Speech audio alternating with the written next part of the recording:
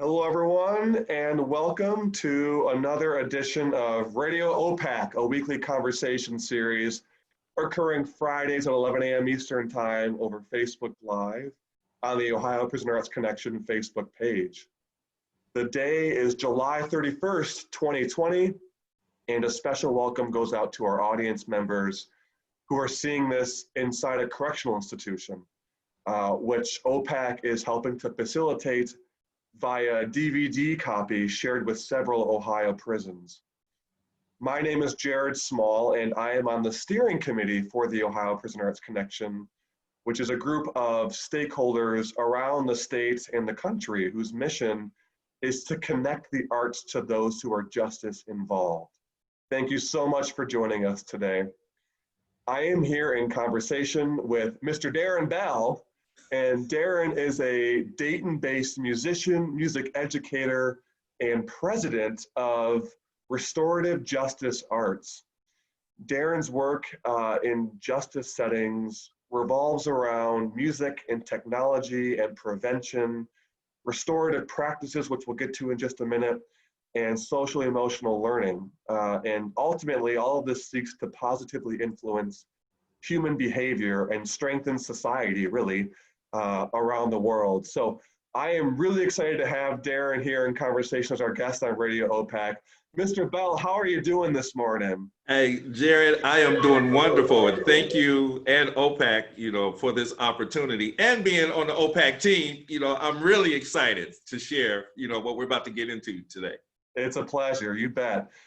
So today we're going to talk to you a bit about, of course, your work, but specifically, I want to focus on how you aim to implement these restorative justice and restorative practices that a lot of your work revolves around. So with that, I kind of want to dive in because I listened to an interview with you recently on a Dayton-based radio station, and they described you as one of Dayton's native sons, which I really love. And so I know you've got a really interesting, unique, pretty cool backstory, and you're one of Dayton's finest, I think. So I'm hoping you can just tell us a bit about yourself, who you are, and maybe what got you to where you are today.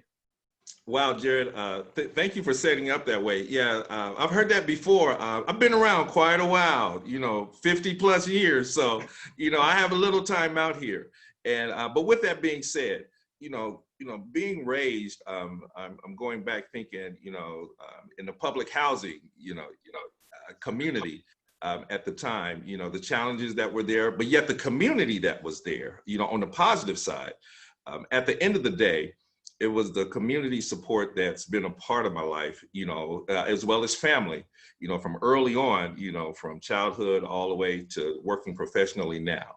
But during the challenging times, living in an income challenged neighborhood at the time, I was still involved in positive things, whether that was, learning how to play music at church, marching band at high school, but it really didn't hit home until a mentor came into my life at the age of right around 14, and he came to my church. And I think I would like to show you a clip about that backstory, just as how we got from, we just being myself, my family and I, from that situation, that lifestyle, to be able to today work with the best of technology, working with the orchestra, working with local talent, working with neighborhood kids, even during COVID, going to various houses in the community, working in safe spaces, mask, outdoors, and, 6 feet distance, but at the same time, serving community, working professionally. Who am I? I would say someone committed to family, community, through the arts, for purpose-driven work. So yeah, I definitely would like to show you some work from back then to now. Yeah, please go right ahead. All right, so we'll get in here and share this and get right into it. Hi, my name is Deron Bell, the creative founder of My Music Ed. My Music Ed is an app that was designed to help teachers, educators, volunteers, parents with social emotional learning, music learning, relationship building, all integrated together and having fun utilizing music technology at the same time. You don't have to be a musician or a music teacher to be able to use it. When you go to the drum page, you can click on a virtual drum set, just click on the cymbals and the sounds, it'll tell you the names of them, it'll play the sounds for you. At the top of each page of the instrumentations or the different activities are also social emotional learning activities and also relationship building activities. It's not about teaching them music, is talking about how to build relationships, how to express feelings on the inside. And even with the state of affairs and community now, with just different levels of things, whether it's traumatic things happening in the community or whether there's great things. And that's the one thing I love about, restorative practices and working with music and social emotional learning is the fact is we take a non-punitive approach and a positive approach on just dealing with feelings and things of that nature. And when you sprinkle a little instrument in it, it just makes it more fun. I love what I do because someone did it for me. When I was a teenager, there was a music conductor by the name of Isaiah Jackson. At the time was the music director for the Dayton Philharmonic Orchestra. It was the mentoring, it was the restorative conversations that I had with Mr. Jackson. It was being exposed just to some things that I had never been exposed to before. So really what I'm doing is paying it forward and reaching back and just allowing a platform of these students today to connect through music. So yeah, Jared, that's that kind of tells the story, from a start with dreams, but having guidance and support. So, and if I credit anyone else, the community, the community, it's not just me, working professionally and the different opportunities, working as a music director for musicals and dance companies and going to schools and things. It's the relationships that get built. So it's kind of like just being a bridge to, bringing people together. And then as a licensed trainer of restorative practices, and I am licensed to do it in Ohio, one thing that gave me evidence-based work, if you will, that allows me to work with treatment specialists and therapists and counselors, just as well as parents and administrators from schools to give them structured tools to use on taking non-punitive approaches, kind of like when you get into the differences between restorative practices and restorative justice. Yes, and I want to get to that in just a moment. Before we do, I just want to extend a big welcome to anyone joining us on the Facebook live stream on the OPAC Facebook page. I'm here today with Dayton-based musician and music educator, Deron Bell, who is the president of Restorative Justice Arts. And he works in the space of restorative justice and practices. So just a quick note that after this interview, we'll be doing a live audience talkback, the link to join for which is below in the video's comments. So we hope all of you can join us with Deron on that live audience talkback. But Deron, I want to go back to that restorative justice piece. For some folks, that might be a new term in restorative practices. Can you boil that down and talk a bit about what do you mean when you say restorative practices, maybe even an example? Oh yeah, absolutely, and I love clarifying that. When you think about, or what is restorative practices, you're thinking about working preventively. 80% of restorative practices works is a focus on prevention. So even with schools, when you talk about your tier 2, your tier 1 preventions, as simple as, the posters on the wall, having circle conversations during non-instructional time, or even virtually. It's about working preventively. When you bridge over into restorative justice, something has happened. There's been some hurt, some harm, an expulsion, a suspension, juvenile detention or something, something, incarceration, something has happened. So you have the practices where you're working preventively, you have restorative justice where something has happened and you're still addressing those issues.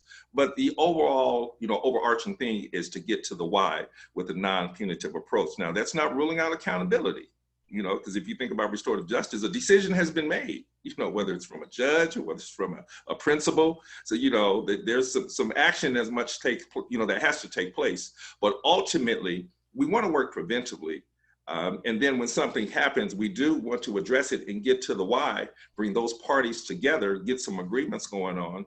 And some of those things don't happen in the moment. But that's why when it comes to restorative practices, it's not what you do to someone, it's things that you do together to get to the why and finding some resolutions, hoping some things don't happen again. It takes work, it takes a team.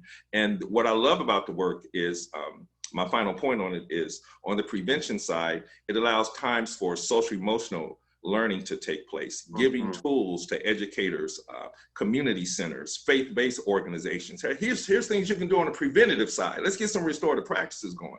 But, hey, something has happened. A fight has happened or something. Okay, well, some decision has to be made. Does that result to a suspension or thing? It doesn't rule them out, but then what are we going to do during that process? What happens when that student returns back to school or something in that nature? What does that look like? Do we go to a check-in, check-out system? Let's continue to provide wraparound services with them. So ultimately, often as a trainer, I run into, every blue moon, some maybe individuals that have tried restorative justice, and maybe that didn't work, in some cases. And a lot of times I'll sit back and go, well, what is the goal here? Should the focus be prevention? So because it's a non-punitive approach, and we're going to look at everything that's making up the situation. So there is a distinct difference between the two. And a lot of times it's just the language sometimes that can get a little mixed up with the intent. So, but it's all about, getting to the why and repairing harm or preventing things. Right. Preventative measures, but also just repairing. Got it. Absolutely. You mentioned that from time to time, while a lot of this work overlaps with the justice system, certainly. And I know that you work pretty closely in the Montgomery County Juvenile Justice Services, Montgomery County being the county of Dayton, Ohio. Deron, can you reflect a bit on your work in the juvenile justice space a little more? What has been your experience in those spaces with the judges and the probation services and short and long-term facilities? What are some of the outcomes that you've seen working with the juvenile justice services? I know some of the outcomes I've seen and have heard from just, working with staff is, the reduction in, maybe some negative behaviors or actions with things, because when you think about it, a lot of times when you talk about, young people that are in detention or something, sometimes the focus can easily go to, what happened, why are they, what's taking place. And so from our end, we're a support team. And let me be clear. When, Judge Capizzi, looked at our program and he got us involved, it was a blessing. So what that looks like, so when we're going in, we're doing our arts component, which is, listed under art therapy, but we're going in working with treatment specialists. It's not like, a music program going in, making a band and things of that nature. No, we're going in consistently, working, in 5 to 10 week, blocks, 101 small groups, having circle conversations, and teaching tools on things, because, they're going back to school. They're going back home. What better time than to work with the staff at every facility, that I've worked with? It's the staff that makes the difference, just as well as the tools we bring and the other positive programming in place. I have absolutely loved since 2015 when we started, and we just started with a pilot. So, once we presented what our program was, which, we're no better program than any other. We just do some things a little different. And, we get into conversations with the young people. It's consistent. And so that started in 2015. By 2016, we had received an award from the Department of Youth Services, actually from the Ohio Association of Juvenile Courts for our services. But, we didn't, get caught up in the award. It's about the service and the relationship building. And it wasn't just us. We go in to do our part, but we're working with the treatment specialists. We're working with the other staff on duty there. So these wraparound services are simply amazing for these young people. And it's been a great journey because guess what? We see them in schools. we run into them at the gas stations, some of our former participants. And so when it comes to outcomes, when we see them, once they return back to those settings and, hey, we're doing better. We remember those calming down skills and I'm making better decisions. And then you look at, staff morale that, because it takes wraparound services now, when it comes to, dealing with life skills and keeping everyone restored in some kind of sense. So support services. Powerful stuff. You're right. I mean, these kids are out in the community. They are who we are. They're certainly the future, but the kind of work that you do, powerful, impactful, so important. So I just really want to thank you for sharing just a smidgen about what it is that you do. It's extremely crucial, especially in this day and age. So I do appreciate it. We've got just a minute or two left, and Deron, we always want to close our Radio OPAC segments what we call a moment of reflection. And essentially it's an opportunity for our guests to share just a little bit of art, whether it's created by them or just furnished by them, to reflect on as we take just a moment to wrap up. So I would love it if you could show us some artwork that is meaningful to you and perhaps maybe just a little bit of background on that artwork. And I see that you've got some artwork behind you here. So I'm suspecting that might be what you want to share with us. Yes. Well, we all have family and friends that sometimes, maybe not have made the best decisions. And so one thing I can definitely say for, in my case, a lot that taps into my passion and work, when I had a family member that ended up incarcerated, one of the first things, he did was, he took to art, and someone makes, bad decisions along the way. And when you pay your debt to society and you get that fresh start, what do you do with it? And he put his work into this art that's simply amazing. And, one of the first pieces I'll show you here is the one he did. He calls this Brotherhood. And this was the first piece that he did. This is actually me on the piano and he on a bass guitar. And he actually did this by hand. And then he has an angel up there. And I asked him, I was like, what did that angel mean, when you designed it? And he sent me a message and he's like, well, hey, big brother, at the time this was done, the world was in turmoil. She was tired and her wings was heavy. So, his paint work, his pencil, I call it pencil work because he did it by hand, from cars all the way up to, oh my gosh, just imagery that's so far that beyond amazing. So, the reality, Jared, is, once he did what he was supposed to do and got this fresh start and has been doing wonderful ever since, he turned the art over to me. So when, I'm getting things like canvases of work that was done on the inside, just amazing work. And I'm surrounded by this work. I could keep going, just beautiful artwork. And when you take artwork that was done on the inside and it's brought outside, I wanted to be a big brother, and I said, well, you know what, let's keep this going. I have no problem representing your work. I have no problem sharing your work.